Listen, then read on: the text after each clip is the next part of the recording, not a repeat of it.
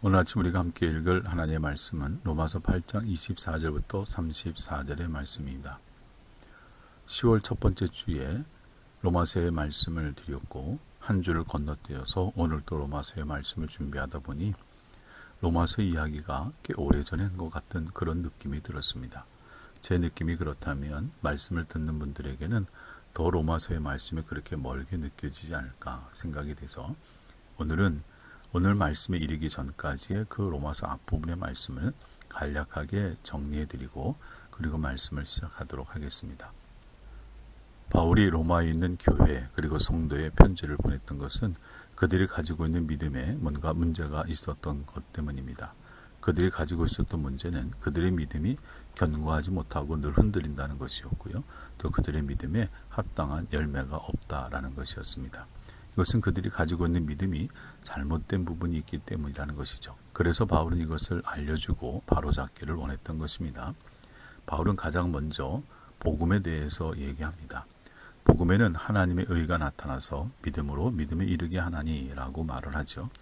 복음에 하나님의 의가 나타났다라는 것은 복음에는 의롭게 되는 또 다른 길이 있다라는 것을 말해주고 있는 것입니다. 이전까지 유대인들에게 있어서 의롭게 되는 길은 율법을 지키는 것이라 생각했습니다. 그러나 문제는 율법을 완벽하게 지키는 사람이 있을 수 없다는 게 문제였죠. 그래서 율법은 오히려 죄를 더 짓게 만드는 꼴이 되었습니다. 인간에게는 율법으로 구원받는 일이 불가능했습니다. 그래서 하나님께서는 이 구원받지 못할 인간을 구원하기 위해서 예수 그리스도를 보내셨고 예수님 십자가에 못 박혀 죽으심으로 우리의 죄를 사하여 돌아가셨고 그것을 믿음으로 받아들이기만 하면 그 사람의 죄를 사하신다고 말씀하고 있습니다. 이것이 복음이죠. 그러나 여기서 말하는 이 죄사함의 복음은요. 죄가 완전히 씻겨진다는 의미의 복음이 아닙니다. 죄는 있으나 그 죄를 죄로 보지 않으신다. 그 죄는 있으나 죄를 죄로 여기지 않으신다.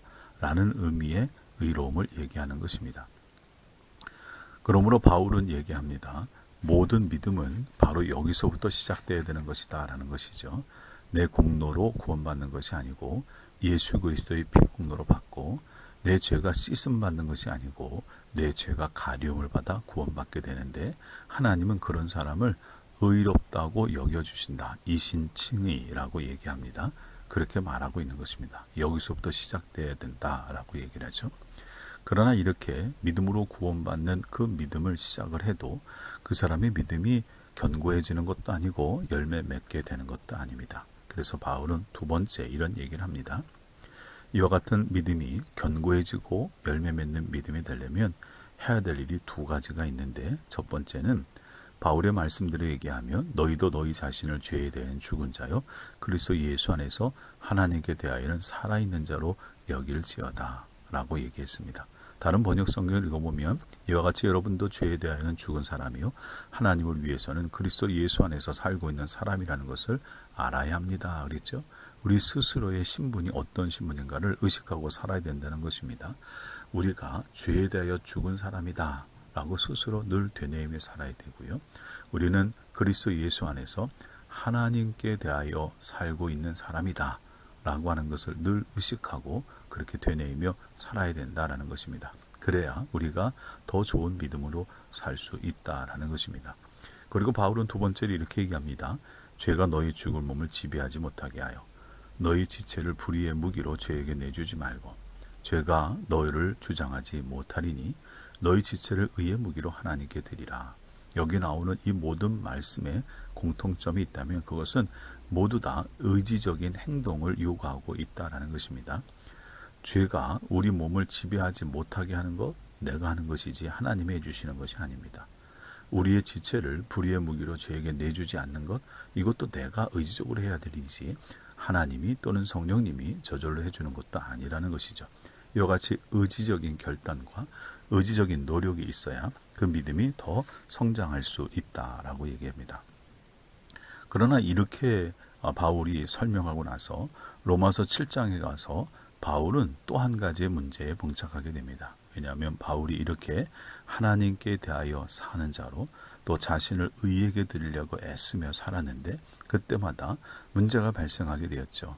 바울의 표현을 얘기하면 내가 내 속사람으로는 하나님의 법을 좋아하고 따르려고 하지만 또 하나의 내 속에 있는 마음이 나를 불의로 죄로 끌고 간다. 그래서 나는 선을 행하려고 하는 마음은 있지만 어느 날 돌아보면 내가 선을 행하는 것이 아니라 죄를 짓고 있더라. 그것은 내 안에 있는 또 다른 나, 곧 죄가 나를 그렇게 만들더라 라는 것이었습니다. 내 자신을 하나님께 대하여 살아있는 자로 아무리 여기고 죄에 대해 죽인 자로 여기고 살아가도 또 그렇게 살려고 의지적으로 노력하고 살아가도 어느 날 눈 떠보면 죄 가운데 있는 것이 바울의 현실이었죠. 그래서 바울은 오라 나는 권관자로다 라고까지 얘기했습니다. 이와 같은 문제를 해결할 방법에 대해서 바울은 로마서 8장에서 우리에게 말씀해 주고 있습니다. 로마서 8장 1절이 바울이 얘기하는 그 해법의 첫 시작인데요. 자, 로마서 8장 1절부터 좀 읽어보면 1절 2절에 이렇게 쓰고 있습니다. 그러므로 이제 그리스도 예수 안에 있는 자에게는 결코 정죄함이 없나니 이는 그리스도 예수 안에 있는 생명의 성령의 법이 죄와 사망의 법에서 너를 해방하였습니다. 죄와 사망의 법, 나를 계속 죄짓게 만드는 그 죄와 사망의 법에서 해방받는 비결은 생명의 성령의 법이어만 된다라고 얘기하는 것이죠. 생명의 성령의 법, 즉 다시 말하면 생명을 주시는 성령의 능력을 따라서 살아갈 때 우리가 죄를 이길 수 있는 사람이 된다라고 얘기하면서 믿음의 사람들에게 있어서는 성령이라는 것이 필요하다라고 얘기합니다. 그래서 이제 바울이 성령으로 사는 것이 왜 중요하고 왜 필요하느냐라는 것을 얘기할 때 영을 따라 살지 아니하고 육을 따라 살아가는 자는 육의 생각을 하고 영의 생각을 하지 않게 되는데 영을 따라 살면 율법의 요구를 이룰 수 있지만 육을 따라 살면 율법의 요구를 이루지 못하고 오히려 더 죄 가운데 있게 되기 때문이라고 얘기합니다. 또 바울은 얘기하기를 육신의 생각은 사망이지만 영의 생각은 생명과 평안이니 육을 따라 살면 결국은 그 결론이 죽음에 이를 수밖에 없고 영을 따라 살면 그 사람은 생명과 평안을 누릴 수 있으니 영으로 살아야 된다고 얘기하죠. 또 바울은 얘기합니다. 육신의 생각은 하나님과 원수가 되니 육으로 살지 말고 영으로 살아 하나님과 화목하고 하나님의 자녀로 살아야 된다라고 얘기를 하고요. 육신의 사람은 하나님을 기쁘시게 할 수 없다라고 얘기합니다. 바로 이와 같은 말에서 우리는 육이 아닌 영을 따라 살아야 된다라고 얘기하는 것이죠. 바울은 분명히 우리가 육이 아닌 영을 따라 살아야 된다고 강조하고 있습니다. 율법의 요구를 이루게 하기 위해서 생명과 평안을 누리기 위해서 하나님과 화목하고 하나님의 자녀로 살기 위해서 하나님을 기쁘시게 하기 위해서는 우리가 영을 따라 살아야 되고 그러므로 하나님의 성령이 우리 안에 있어야 된다라고 얘기를 하죠. 바울은 심지어 9절에서 얘기하기를 누구든지 그리스도의 영이 없으면 그리스도의 사람이 아니라 라고까지 얘기합니다. 이렇게 와서 하나님께 예배를 드리고 있음에도 불구하고 우리 안에 성령이 없고 우리가 성령을 따라 살지 못한다면 그리스도의 사람이 아닐 수도 있다라고까지 얘기하는 엄청난 말을 바울이 얘기하고 있는 것이죠. 그러므로 우리는 영을 따라 살아야 됩니다. 왜냐하면 믿음이라고 하는 것에도 영이 없고 육만 있으면 그 결과는 우리가 상상하는 그 이상의 참혹함을 가져올 수 있기 때문입니다. 지난주 토요일 날 우리가 수련회를 시작하던 그때 이스라엘에서는 하마스의 공격이 대대적으로 벌어지고 있었습니다. 우리는 수련회 하느라 그것을 모르고 있었는데 저는 수련회 끝나고 주일 저녁에 와서 뉴스를 검색하다가 이스라엘에 엄청난 일이 벌어진 것을 알게 됐죠. 여러분, 그 전쟁을 일으킨 하마스와 그리고 또 같이 맞받아 치고 있는 유대인들과의 사이에 있는 이 문제, 참 안타까운 문제인데요. 이들이 왜 이렇게 사람을 죽여가면서 잔혹하게 싸움을 벌이고 있을까요? 왜 그런 일이 벌어지는 겁니까? 우리가 알기는 이것은 영토 분쟁 때문이다 라고 얘기를 하지만 사실 이들은 영토 이전에 신앙적인 문제 때문에 싸움이 시작됐습니다. 유대인들의 그 믿음은 아브라함이 뿌리입니다. 그런데 더 놀라운 것은 이슬람의 믿음의 뿌리도 아브라함입니다. 유대인은 아브라함의 후손이고 이슬람도 아브라함의 후손이라는 것이죠. 그리고 이 유대교에서도 이슬람교에서도 동일하게 유일신을 섬기고 있는데요. 우리가 잘 알듯이 이슬람에서 알라라고 불리는 신은 하나님과 또 다른 신이 아니라 그것은 성경에서 말하는 하나님의 이슬람의 표현이죠. 이슬람에서 선교를 하시는 목사님이 한번 강의를 하시는데 이슬람인들에게 성경을 이슬람어로 번역된 것을 줄 때 그 안에 하나님이란 분을 알라라고 표현한다는 말을 하셨습니다. 유일신, 유일하신 하나님, 하나님이죠. 이 두 종파가 전부 다 하나님을 믿는 사람들, 그 후손들입니다. 그런데 그들에게 영이 없고 육만 있게 된 것입니다. 무엇을 보면 알 수 있을까요? 그 믿음의 결과가 죽음이기 때문에 그렇습니다. 그 믿음의 결과가 다툼과 분쟁과 싸움과 사륙과 죽음, 그것으로 끝나가고 있죠. 영의 생각은 생명이지만 육의 생각은 사망이라고 그랬어요. 결국 이들 속에는 영은 없고 육만 있는 종교가 있는 거죠. 그러니까 영이 없는 종교, 육만 따르는 종교를 가지고 있는 사람들이 결국은 세상에 이렇게 엄청난 일을 만들어낼 수밖에 없는 것입니다. 이게 이스라엘과 팔레스타인만의 문제일까요? 그렇지 않습니다. 이게 우리들의 문제일 수도 있습니다. 저는 지난주에 한 교회 소식을 듣고 정말 안타까운 마음에 속으로 눈물을 흘리게 되었습니다. 이 교회가 분쟁이 났어요. 그런데 교인이 둘로 갈라져서 한편의 교인들은 교회 2층에서 예배를 드리고 또 한편의 교인들은 교회 1층에서 예배를 드립니다. 같은 시간에 양쪽에서 서로 다른 예배를 드리고 있는데 한 교회입니다. 그리고 그 시간에 예배를 드리겠다고 한 교회로 출석하고 있습니다. 이들에게 영이 있다고 얘기할 수 있을까요? 다툼과 분쟁, 그것은 영이 아니죠. 그건 육입니다. 이것이 오늘날 우리들의 신앙의 문제일 수 있다는 것입니다. 여러분, 여러분의 믿음은 어떻습니까? 영입니까? 육입니까? 우리가 육의 믿음인가요? 영의 믿음인가요? 바울은 이것이 굉장한 심각한 문제라고 본 것이죠. 그래서 우리가 정말로 견고한 믿음이 되려면 또 흔들림이 없는 믿음 그리고 열매 맺는 믿음이 되려면 우리 안에 꼭 필요한 것은 영적인 것이고 그 성령이 우리 안에 있을 때 하나님을 기쁘시게 하며 하나님과 원수가 되는 것이 아닌 하나님 화목하게 할 수 있는 믿음을 가지고 살 수 있게 되고 그 사람에게 생명과 평안이 있게 된다라고 말하고 있는 것입니다. 우리가 지금 영이 아닌 육으로 산다고 해서 특별한 차이가 나는 것이 아닐 수도 있습니다. 영으로 살지 않고 육으로 살아도 여전히 잘 사는 사람도 있을지 모르죠. 그런데 하나님께서 설교를 준비할 때 저에게 이런 말씀을 주셨습니다. 지금 육으로 살고 있는 것에 아무 문제가 없다고 해서 지금처럼 끝까지 육으로 산다고 하면 그 마지막 그 결과를 감당할 수 있겠느냐고 이렇게 물으시더라고요. 여러분 어떠십니까? 지금 우리가 육으로 살아서 아무 문제가 없다고 정말로 그렇게 육으로 끝까지 가셔서 그 마지막을 감당할 수 있으시겠습니까? 사망의 길, 하나님과 원수되는 길, 그 길을 감당할 수 있으신가요? 우리는 영으로 살아야 되고 육으로 살지 않아야 될 줄로 믿습니다. 자, 여기까지가 우리가 지난번까지 얘기한 로마서의 말씀이었어요. 그럼 오늘 말씀은 어떤 내용을 담고 있는 것일까요?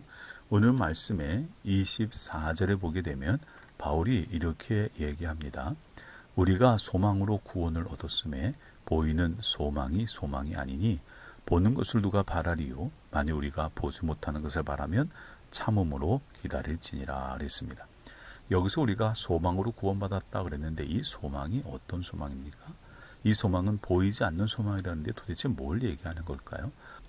21절을 보게 되면 그 바라는 것은 피조물도 썩어지며 종으로 탄 데서 해방되어 하나님의 자녀들의 영광의 자유에 이르는 것이라 라고 얘기했고 23절에는 그뿐 아니라 또한 우리 성령의 처음 익은 열매를 받은 우리까지도 속으로 탄식하여 양자될 것 곧 우리 몸의 속량을 기다리느니라 라고 얘기했습니다. 여기서 말하는 소망은 바로 이것입니다.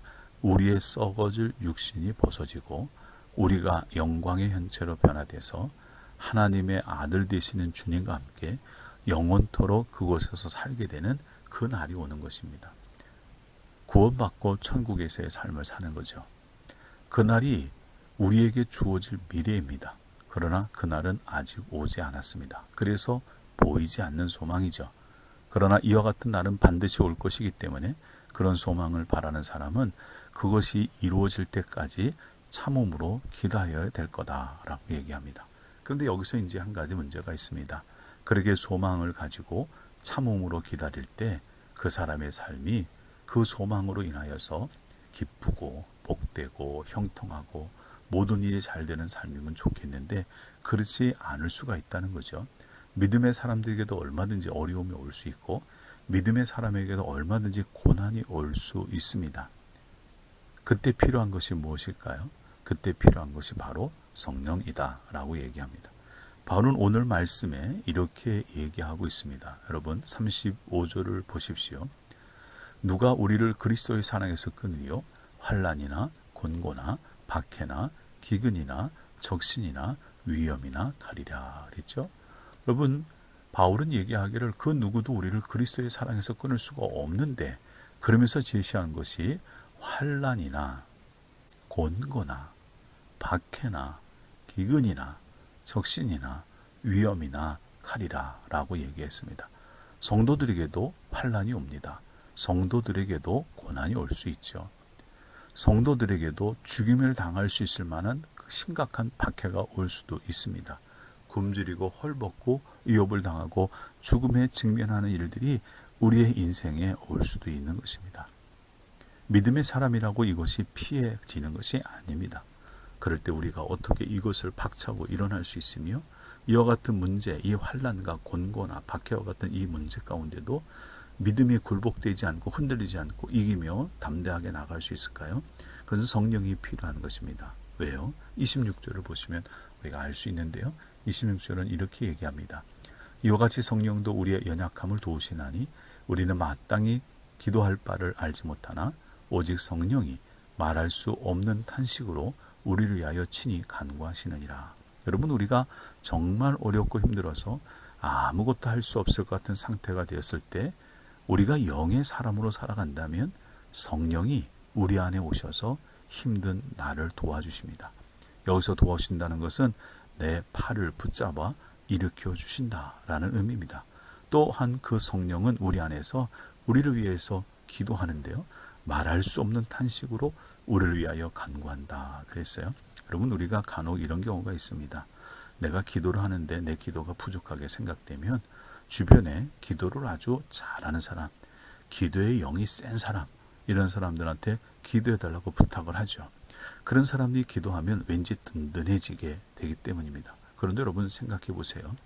그렇게 기도를 좀 더 잘하는 사람이 기도해줘도 마음이 든든한데 성령님이 나를 위하여 탄식하며 부르짖어 기도한다면 정말 어떤 일이 벌어지겠습니까? 여러분 우리가 영으로 살아야 될 중요한 이유 중에 하나가 이것이 아닐까요? 우리가 기도할 수 없을 때 성령이 우리를 위하여 기도해주는 그런 은혜를 누릴 수 있기 때문입니다. 심지어 이 성령이 어떤 기도를 드리는지 아세요? 27절 보면 마음을 살피시니까 성령의 생각을 아시나니 이는 성령이 하나님의 뜻대로 성도를 위하여 관고하심이니라 그랬어요. 내 안에 기도하는 성령은 하나님의 뜻을 너무나 잘 알아서 하나님의 마음에 썩 맞는 그런 기도만 하나님께 올려드려준다는 거죠. 이게 얼마나 멋진 일입니까? 이게 어떤 사람에게 가능할까요? 영의 사람에게 가능한 겁니다.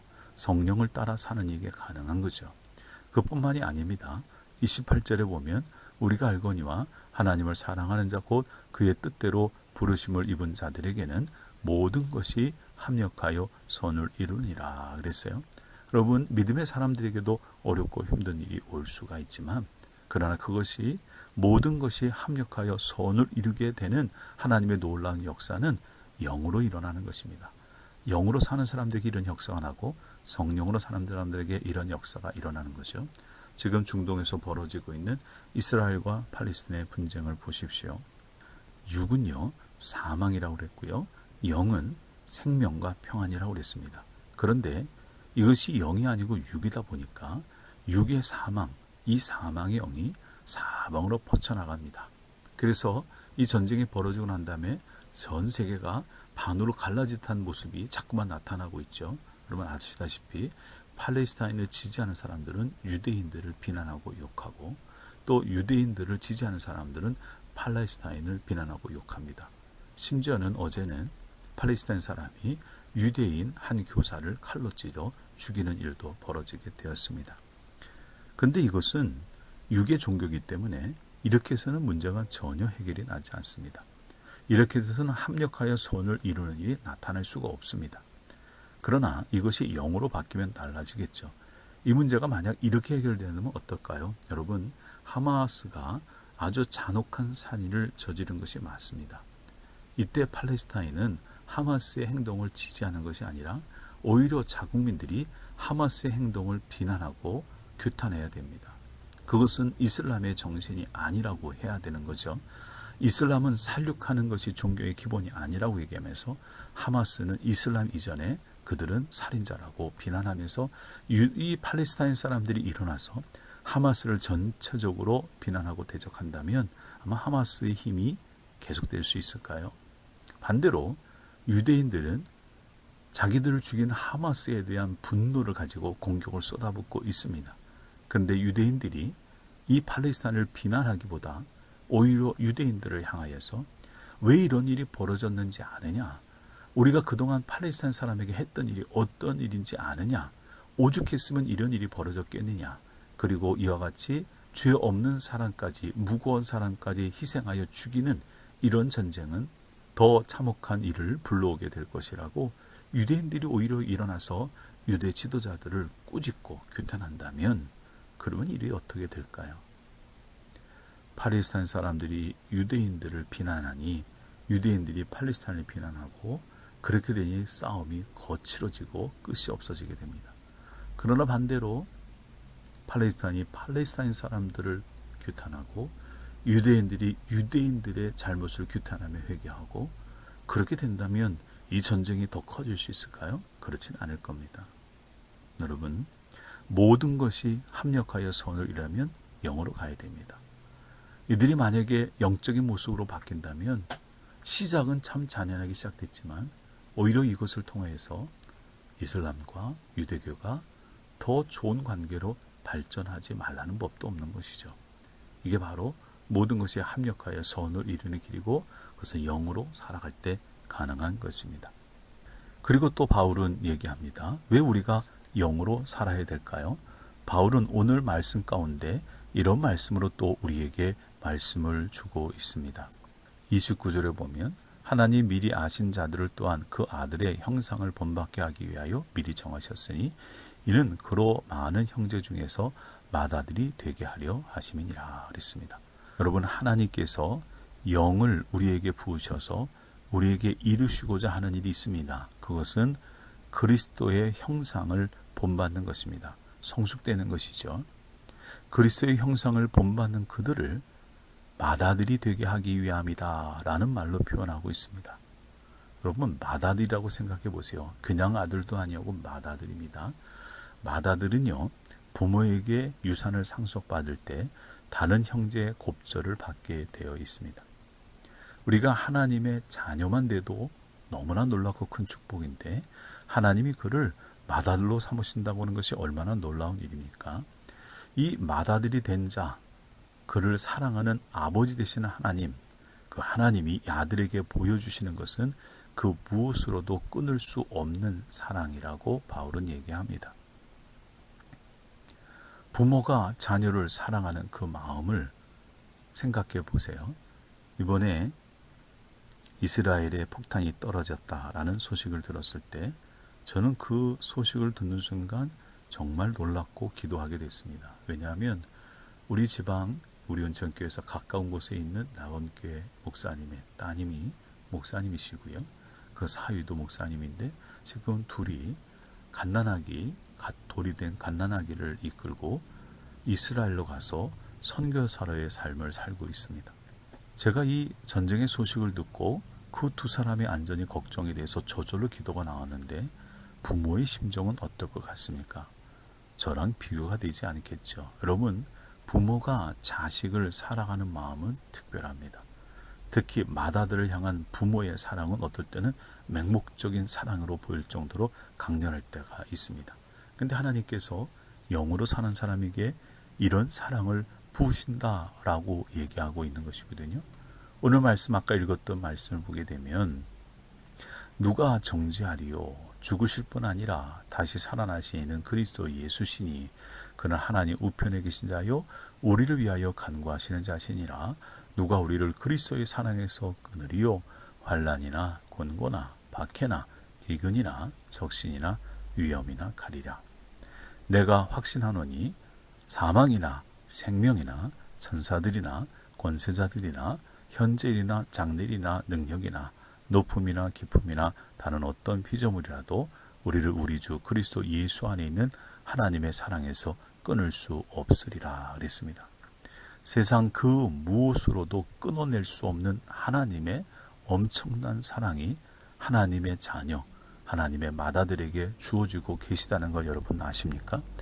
이런 사랑을 받아 누릴 수 있는 엄청난 축복이 바로 영으로 사는 사람들에게 주어진다라는 것입니다. 그래서 우리는 영으로 살아야 되죠. 영으로 살아야 하나님의 성령이 우리 안에서 연약한 우리를 도와주십니다. 영으로 살아야 모든 것이 합력하여 선을 이루게 하십니다. 영으로 살아야 그 무엇으로도 끊을 수 없는 하나님의 사랑 안에 살게 되고, 이런 사람은 우리를 사랑하시는 그 사랑으로 말미암아 넉넉히 이기는 삶을 살 수 있다라고 바울은 얘기하고 있습니다. 하나님께서 이렇게 성령을 통해서 주실 수 있는 엄청난 은혜를 우리에게 예비하고 계시고 성령을 받으라 라고 얘기하시는데, 우리는 성령에 대해서 참 무관심할 때가 많은 것이 아닌가 생각해 보게 됩니다. 미국 텍사스주에는 예이츠풀이라는 유명한 유전지대가 있다고 합니다. 이곳에 얽혀진 이야기가 있는데, 이곳은 예이츠라고 하는 사람이 목장을 경영하고 있었던 것인데요. 1930년대 세계적인 불경기가 그곳에도 엄습해 왔습니다. 결국 그는 목장의 운영만으로는 엄청난 부채를 갚을 길이 없었고 그 넓은 초원이 아무 소용이 없게 되었습니다. 그러므로 목장을 잃게 될 위기에 처하게 되었던 것이죠. 그는 어쩔 수 없는 상황 속에서 생활이 궁핍해지게 되고 가족들은 정부 보조금으로 근근히 살아갈 수밖에 없는 가난한 신세가 돼버리고 말았습니다. 얼마 안 있으면 그 농장마저도 뺏길 판이었죠. 그러던 어느 날 석유회사에서 지질 관측단이 찾아왔습니다. 그리고 예이츠라는 목장주에게 이 땅을 한번 관측해 보고 싶다라고 얘기를 하게 됐습니다. 그래서 관측을 해보니까 예이츠 목장 그 땅 속에는 엄청난 석유가 매장되어 있는 것을 알게 되었습니다. 그래서 시추 작업을 해서 기름이 나오기 시작했는데, 땅속에 엄청난 석유가 있었기 때문에 그 당시만 해도 하루에 250만 달러가 되는 엄청난 기름이 나오기 시작했어요. 여러분, 250만 달러, 그러니까 아마 어느 정도인지 감이 안 오실 거예요. 요즘 환율로 계산해서 얘기하면 하루에 기름이 34억 원어치가 나왔다는 얘기입니다. 매일 34억 원의 기름이 나왔다고 생각해 보십시오. 그리고 그것은 처음이었기 때문에 그렇지 그 다음에는 더 많은 기름이 나왔답니다. 자, 예이츠란 사람 어떻게 됐을까요? 계속 가난하게 살았을까요? 그렇지 않죠. 예이츠는 당장에 큰 부자가 되었습니다. 그가 가지고 있던 빚 한 번에 다 갚아버렸습니다. 그 땅 잃지 않아도 됐습니다. 어떻게 이 모든 일이 가능했습니까? 그 밑에 있는 석유를 발견했기 때문입니다. 여러분, 하나님은요, 우리에게 이 석유 이상의 놀라운 축복과 놀라운 은혜와 놀라운 능력을 주시려고 성령을 우리에게 보내주셨습니다. 그런데 예이츠란 사람이 그 유전지대에 있으면서도 그곳에 기름이 있는지도 모르고 그 땅을 발로 밟고 다니고 그 땅에서 잠을 자고 그러면서도 가난하게 살았던 것처럼 우리도 성령이 우리 안에 분명히 놀라운 일을 행할 수 있는데 우리가 그 성령 안에 살지 못하기 때문에 누릴 수 있는 모든 것을 누리지 못하고 살아가는 영적인 가난뱅이로 살고 있는 것이 아닐까요? 그렇다면 우리가 어떻게 해야 되겠습니까? 분명한 것은 이 성령은 우리 안에 내주하시는 영이고, 이 내주하시는 영, 우리 안에 거하시는 영은 우리가 환영하고 초청해야 된다는 것입니다. 그리고 우리가 그 성령이 내 안에 있기를 갈급하게 원해야 된다는 것이죠. 지지난주에 영으로 살아야 될 이유에 대해서 말씀을 드리면서 제가 한 목사님의 성령 충만을 구하는 기도를 말씀드린 적이 있습니다. 다시 한번 말씀드립니다. 강원도 예수 안에서 사역하셨던 대천덕 신부님의 그분의 할아버지였던 토레이 목사님이 날마다 성령을 구했던 기도문입니다. 이렇게 그는 기도했습니다. 나는 아침에 일어나면 성령 충만을 위해서 기도한다. 하나님, 오늘도 성령 충만하게 도와주십시오. 왜냐하면 성령 충만하지 않으면 오늘 하루 나는 너무나 쉽게 흔들릴 수밖에 없는 연약한 사람이기 때문입니다. 하나님, 오늘도 내가 성령 충만할 수 있도록 도와주십시오. 제가 성령 충만하다고 느끼지 못할 때에는 함부로 말하지 않도록 도와주십시오. 성령 충만하지 않을 때 말하면 실언이 되기 쉽고 사람들에게 상처를 주기 쉽기 때문입니다. 하나님, 오늘도 내게 성령 충만을 허락해 주십시오. 제가 성령 충만하지 않을 때 제 인생에 중요한 결정을 하지 않도록 도와주십시오. 성령 충만하지 않으면 저의 결정은 잘못될 가능성이 항상 있기 때문입니다. 이것이 토레이 목사님의 기도였습니다. 우리의 믿음은 육의 믿음이어서는 안 되고 영의 믿음이어야 됩니다. 우리가 이 토레이 목사님처럼 하나님께 날마다 성령의 충만을 간구하며 하루하루 살아간다면 분명히 하나님은 우리에게 영을 부어주실 것이고, 우리가 영에 이끌림 받는 영의 사람이 될 때 모든 것이 합력하여 선을 이루는 하나님의 끊임없는 사랑 가운데 거하는 그들은 믿음의 사람이 될 줄로 믿습니다.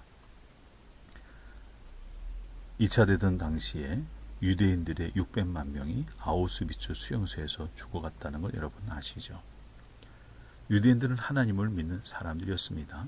그런데 수용소에 갇힌 사람들, 날마다 옆에 있는 사람이 죽어가는 것을 보면서 앞이 보이지 않는 시간들을 보내면서 그들 중에 절망하는 사람들이 있었습니다.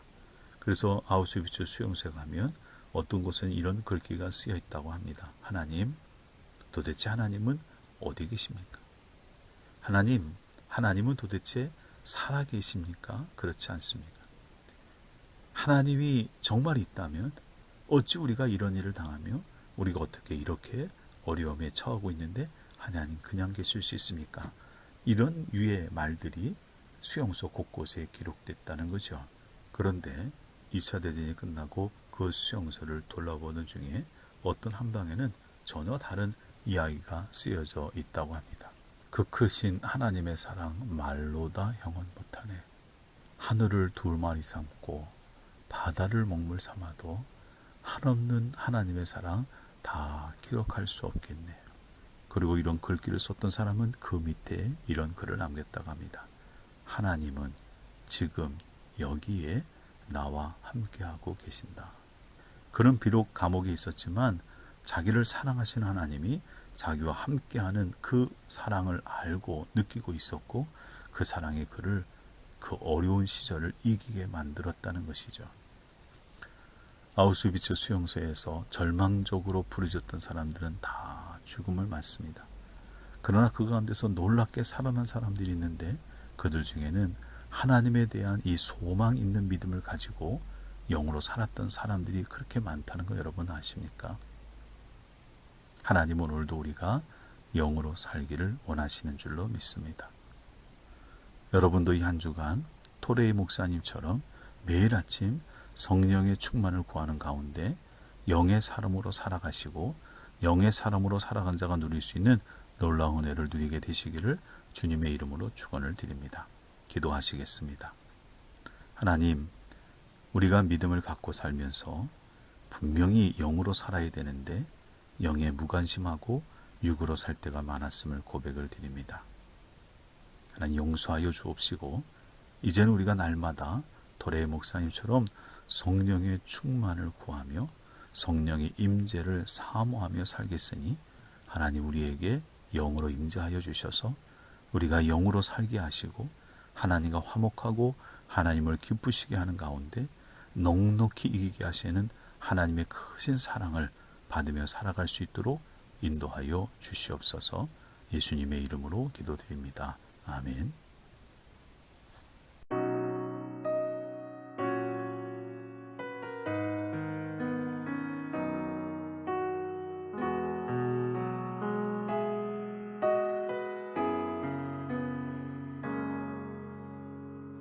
오소서 진리의 성령님,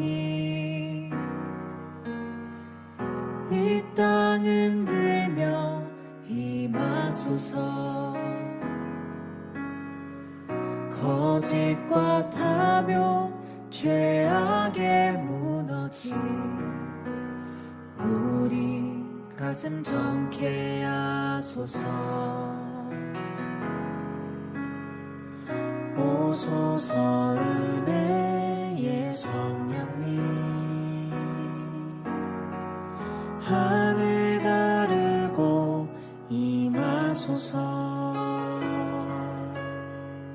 거룩한 불꽃 하늘로서 임하사 타오르게 하소서. 주 영광 위에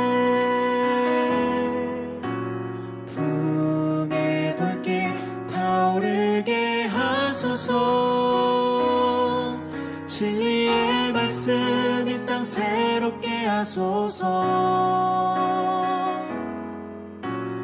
은혜의 강물 흐르게 하소서. 성령의 바람 이 땅 가득 불어와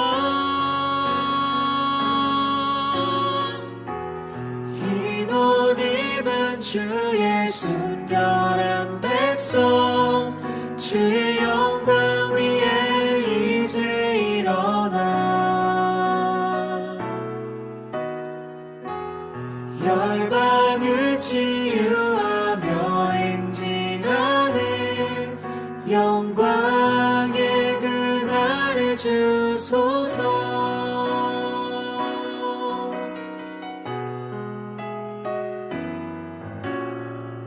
오소서 은혜의 성령님, 하늘 가르고 임하소서. 거룩한 불꽃 하늘로서 임하사 타오르게 하소서. 주 영광 위에